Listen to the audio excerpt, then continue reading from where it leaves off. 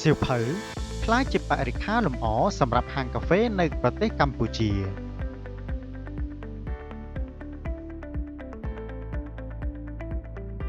នៅក្នុងសង្គមបច្ចុប្បន្នអាជីវកម្មហាងលក់កាហ្វេនិងតែគុជបានកំពុងតែមានសន្ទុះយ៉ាងខ្លាំងហើយក៏បង្កើតឲ្យមាននូវការប្រកួតប្រជែងយ៉ាងខ្លាំងផងដែរនៅក្នុងទីផ្សាររូបភាពទាំងនេះបានបង្ហាញឲ្យឃើញនៅកំណើននៃបរិមាណអ្នកផ្គត់ផ្គង់នៅពេលដែលមានសេចក្តីត្រូវការនៅដដែលដូច្នេះវាអាចមានហានិភ័យខ្ពស់ដល់ហាងដែលទើបតែបើកថ្មីថ្មោងមានការពិបាកក្នុងការប្រកួតប្រជែងនឹងហាងចាស់ៗឬយីហោល្បីៗដែលមានអតិថិជនស្រាប់ផងក្នុងនោះមានហាងថ្មីៗជាច្រើនដែលបានបង្កើតឡើងដោយប្រើយុទ្ធសាស្ត្រថ្មីៗទៅតាមសម័យកាលនៃការវិវត្តរបស់សង្គមអ្វីដែលពិសេសទៅទៀតនោះថ្មីនេះមានហាងកាហ្វេឬហាងតែគុជជាច្រើនបានបង្កើតវិធីសាស្ត្រថ្មីៗក្នុងការទាក់ទាញអតិថិជន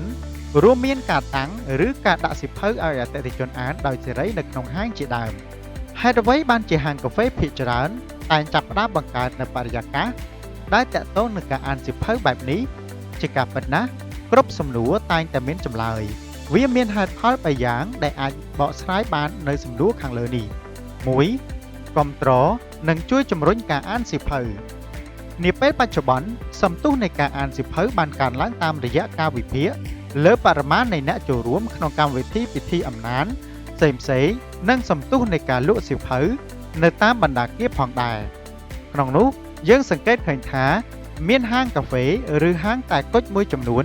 បានផ្ដល់ជូននូវការអានសៀវភៅក្នុងហាងដោយសេរីដល់អតិថិជនដែលបានទៅគាំទ្រដល់ហាងផងដែរបន្ថែមពីនោះទៅទៀតវាជារូបភាពនិងជាគំរូល្អមួយក្នុងការជំរុញនៅវិស័យអាននៅកម្ពុជាហើយក៏ជាផ្នែកមួយនៃការចែករំលែកចំណេះដឹងផងដែរជាពិសេសវាអាចជាវិធីសាស្ត្រមួយដែលតាក់ទងយុវជនឬតាក់ទាញមនុស្សដែលចូលចិត្តការអាននៅសៀវភៅថ្មីៗជាច្រើននៅខណៈដែលពួកគេនៅហាងកាហ្វេមានស្រាប់ 2. បង្កើតនូវទស្សនីយភាពប្លែកទាក់ទាញហាងកាហ្វេឬហាងតែគុជភាគច្រើនតែងត្រូវបានតុបតែងដោយប្រើវត្ថុអនុស្សាវរីយ៍រូបភាពនិងភ្លើងពណ៌ផ្សេងៗប្រសិនបើអ្នកតុបតែងហាងដោយសៀវភៅវាបង្កើតនូវទស្សនីយភាពដែលប្លែកភ្នែកនិងរបៀបបានប្រៀបបាននឹងឋានសួគ៌សម្រាប់អ្នកចូលចិត្តអានសៀវភៅផងដែរ 3. បង្កើនបរិយាកាសងាយស្រួលដល់អតិថិជន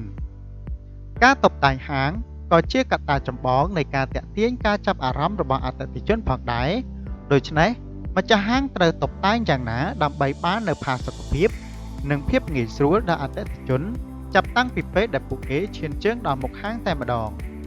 ម្យ៉ាងការតុបតែងហាងដោយប្រើសៀវភៅជាបរិយាកាសមួយដែលល្អប្រពៃព្រោះអតិថិជនភាគច្រើនជាយុវវ័យសិស្សនិស្សិតដែលត្រូវការទីកន្លែងសម្រាប់ជុំគ្នាធ្វើស្វ័យសិក្សាឬកិច្ចការសាលាជាដើមដូច្នេះបរិយាកាសបែបនេះអាចធ្វើឲ្យពួកគេមានអារម្មណ៍ដូចនៅក្នុងបណ្ណាល័យដែលមានទាំងហាងកាហ្វេនិងការបម្រើសេវាកម្មមួយដែលល្អ